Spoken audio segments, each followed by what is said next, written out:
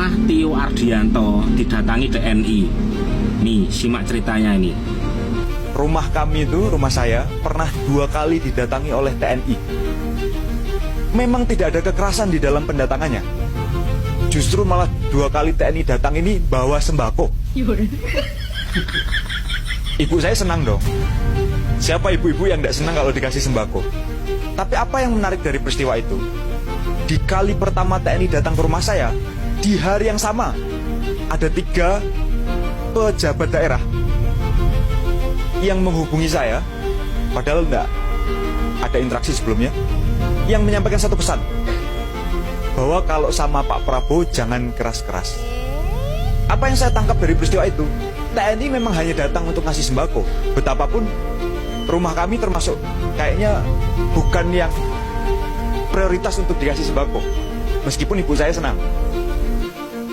Tapi saya menangkap apa? Pesannya jelas, bahwa kami sudah tahu rumahmu. Ketika kita keras sekali ngomong maling berkedok gizi, ketika kami nyurati UNICEF untuk minta tolong, help us tell Prabowo how stupid he is as a president. Karena kita nggak, betul kata Profesor Muzani, ini orang udah nggak bisa dikasih tahu lagi bahwa setiap usaha menekan sebenarnya adalah energi bagi perlawanan. Salah besar kalau menganggap bahwa dengan seluruh intimidasi kita akan berhenti. Enggak. Justru masyarakat sipil akan semakin solid dan akan semakin kuat. Dan bukan rakyat yang menyiapkan yang lahat itu, tapi mereka sendirilah yang menyiapkannya. Saya harap Pak Prabowo bertobat dan belajar dari seluruh pemimpin-pemimpin yang ada di dunia ini.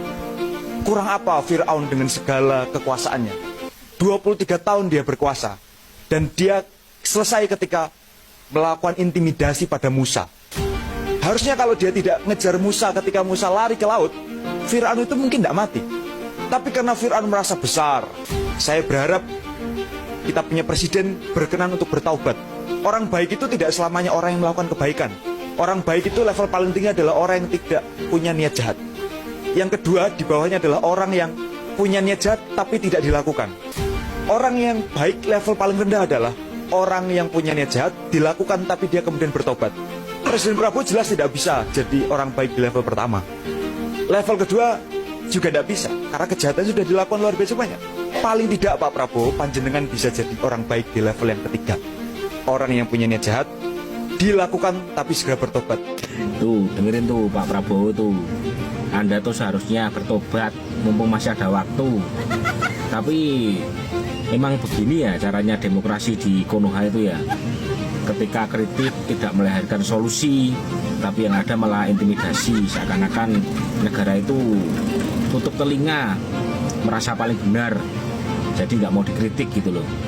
Mereka maunya dikritik pakai etika, tapi nggak didengerin alias budek. Jadi kalau kita ngeritik agak keras, ntar dibilang menghina, kan kocak.